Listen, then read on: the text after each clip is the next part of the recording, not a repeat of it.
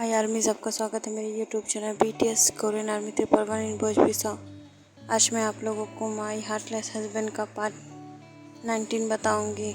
चलिए story start करते हैं। पिछले पार्ट में हमने देखा था कि तेकुक की हल्दी हो रही थी और उसमें फायरिंग हो जाती है। RM और हॉबी ने तेको एक मिर्चे वाली हल्दी लगा दी थी जिससे उसे जलन हो रही थी और उसका पूरा शरीर लाल पड़ गया था।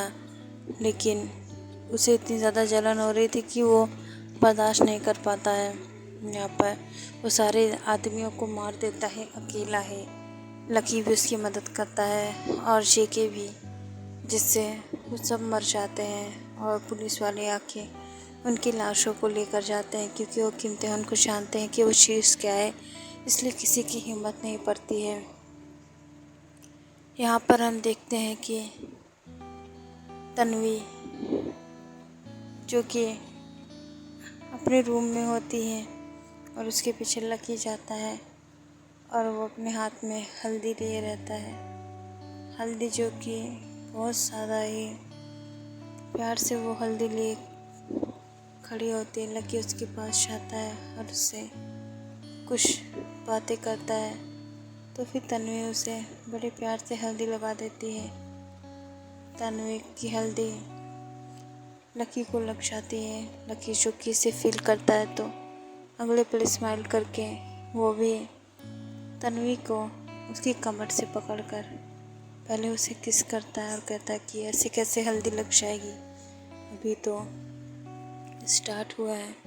तुरंत ही वो तन्वी को लेकर वॉशरूम में चला जाता है और डोर बंद कर लेता है और बहुत ज़्यादा ही प्यार से उसे बाथटब में ले जाकर बैठाता है और अपने चिक्स से उसके चिक्स पे हल्दी लगाता है और उसे के पूरे शरीर पर अपने हाथों से हल्दी रगड़ रहा था। ऐसा लग रहा था जैसे कि तेकुक की शादी ना होकर इन दोनों की हो। ये दोनों बाथटब में रोमांस कर रहे होते हैं। यहाँ पर लकी जो कि तन्वी के साथ इंटीमेट हो जाता है। इधर हम देखते हैं यूमिन को। यहाँ पर युंगी जो कि सभी से कहता है कि मुझे वॉशरूम जाना है, तो फिर जिमिन से सब कहते हैं कि जाओ तुम युंगी को वॉशरूम दिखा दो। जिमिन यहाँ पर बहुत ज़्यादा खोई हुई होती है और तो और बहुत जल्द से जल्द इस इंसान से पीछा छुड़ाना चाहती थी।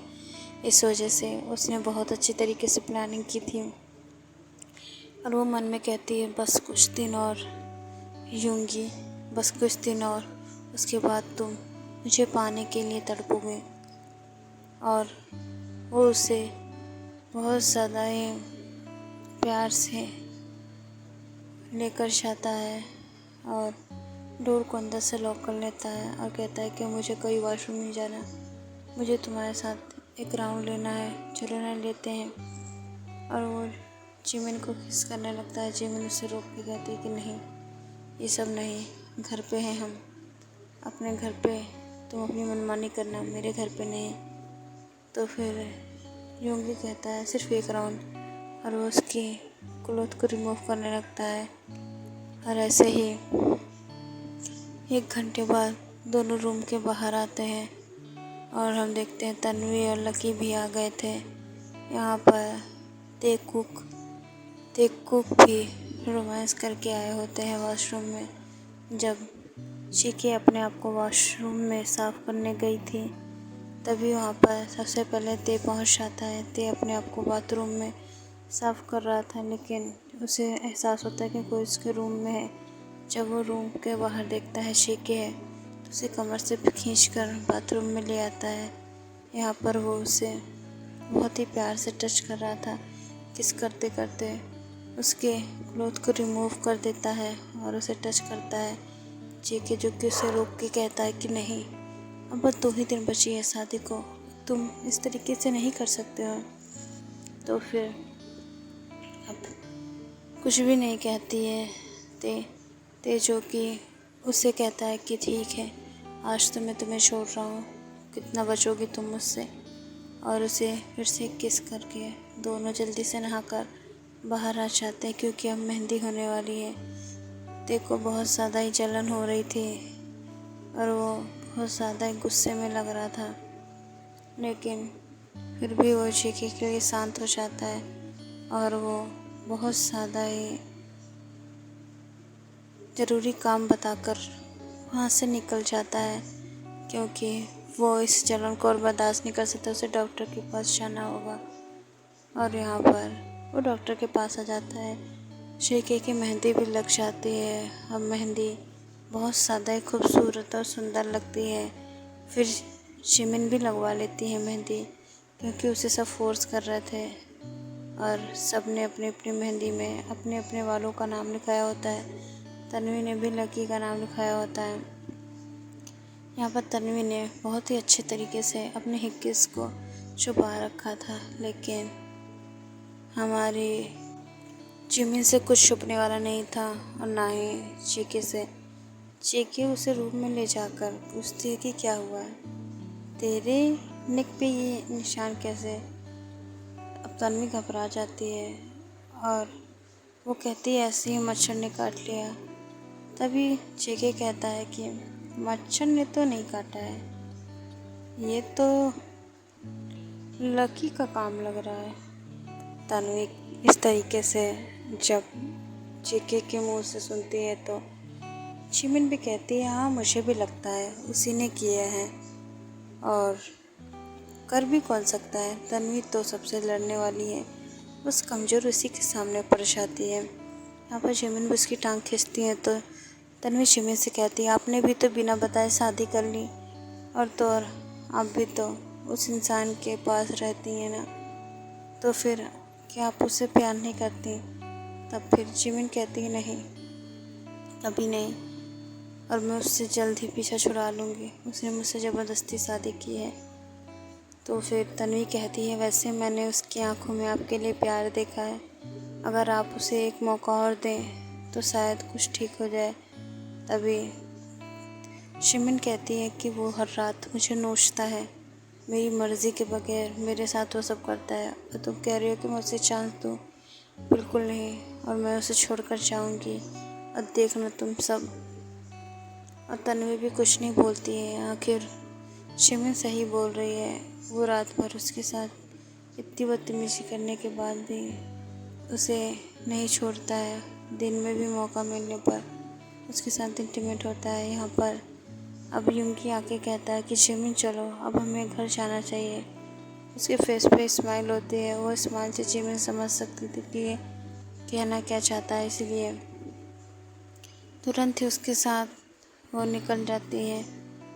यहाँ पर तेजो की अपने घर पहुंच गया था। हालांकि उसे समझाने की कोशिश करता है बॉस प्लीज़ एक बार तो पूरा सच जानने की कोशिश कीजिए। तो फिर जेके के बारे में आप जो सोच रहे हैं वो शायद गलत है। तो भी ते कहता है कि नहीं, मुझे कुछ जानने समझने की ज़रूरत नहीं है, मैं जानता हूँ कि वो किस टाइप का है। उसने मेरी ज़िंदगी बर्बाद की है, उसकी वजह से मेरी ज़िंदगी बर्बाद हुई है, तो मैं उसे खुशी कैसे दे सकता हूँ।